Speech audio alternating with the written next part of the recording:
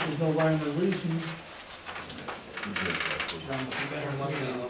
but we would be, and then he would put it on a line. And he would work with us through, he would email us when it was beneficial for us to shut it off.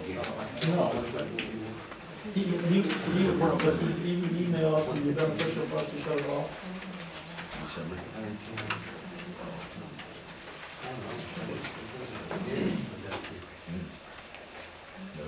You got, I give you those. But like Rob says, you can't base yourself on when the wind's going to blow. Actually, they did a study on Brita needs the last time was Brita was trying to get them to purchase some wind power or whatever, or set some wind power up there, and it would not work for this area because when it's real windy, there's a lot of juice and the juice is cheap. When the wind doesn't blow, and that's when you need more. That's when you need the electricity, and they have to pay more to get it. All their means is putting in another wind farm out of Petersburg, Nebraska, and we've got one, I'll say a Creighton, it's not quite Creighton, there's one over there, and we got one in Kimball, and one at Ainsworth. Nebraska doesn't have as many windmills altogether in the whole state as we have right here.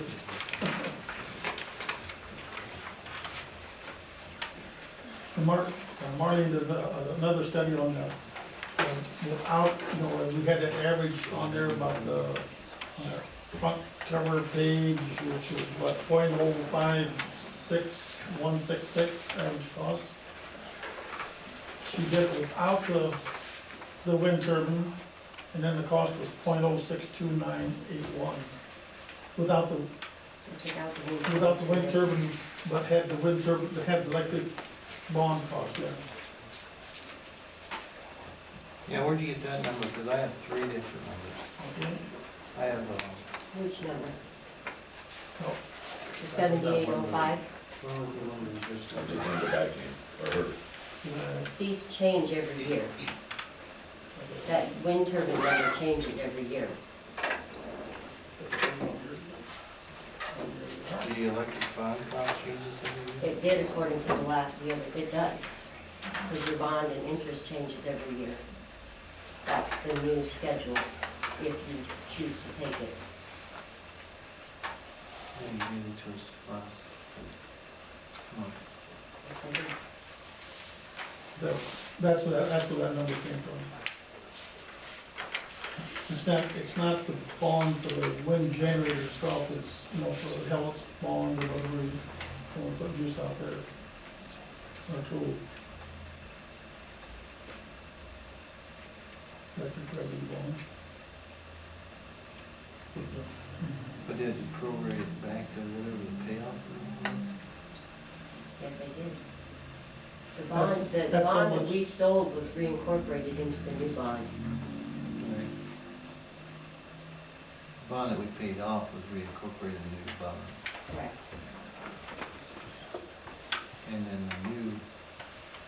you prorated the interest principal of the new bond based on what we paid off on the old bond. No, I used it off of the new amortization schedule for the new payoff.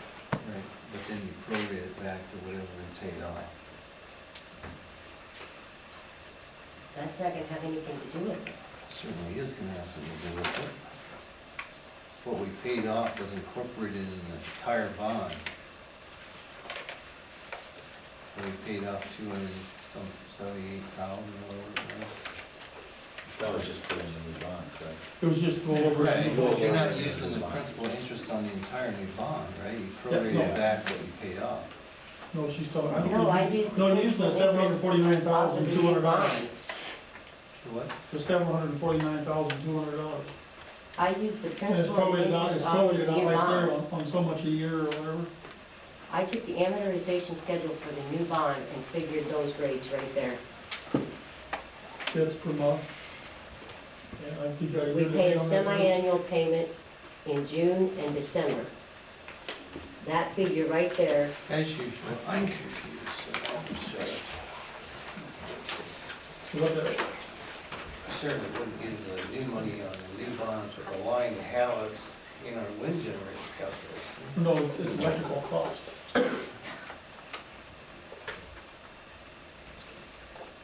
It's not wind turbine anymore, John, it's just electrical cost, that was using, if someplace along the line we've got electrical volume. That we can pay off. Comes out of electricity, doesn't it? Should. See, that's why I use that number in there. Where the calculation again about the bond and the interest in the infrastructure.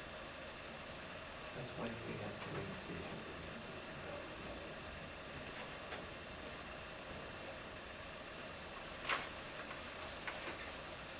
I don't have that handy. No, I didn't bring it. But then, but there is something else that we're setting aside so much money, Yeah. for something happening too, which doesn't reflect in here at all. For maintenance. For maintenance or cost relief. That's not reflected in here. What we get with.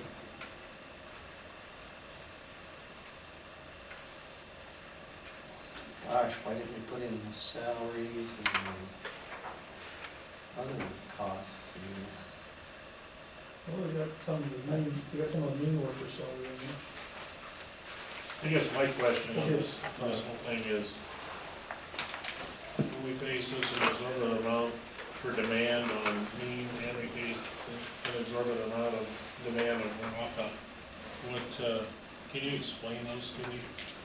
Okay, demand hours are when you actually are using more electricity than what you are programmed for, or whatever. Sure, I understand all that, I just wonder why were we paying both of them Okay, the demand? we get, I mean, didn't we buy X amount of energy from Waka?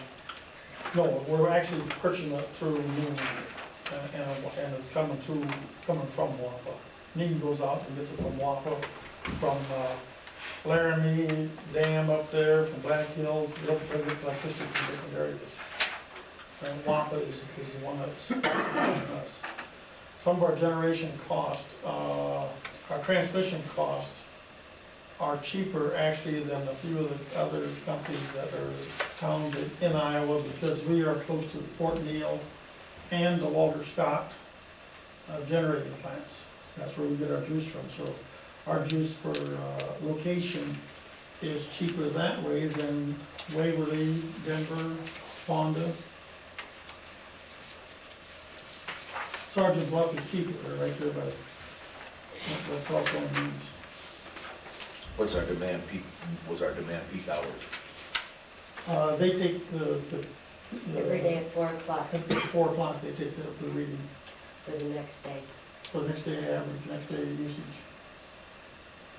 Now, there might benefit us on a windy day to shut our wind turbine off for that 4 o'clock for when they're taking that demand, because if we got a lot of wind, they're gonna show we're not gonna use as much electricity, and the next day, if the wind's not blowing, we're gonna Then be. we're shut off, then we're screwed anyway. Yeah, we're gonna be needing more electricity, so it's gonna cost us more.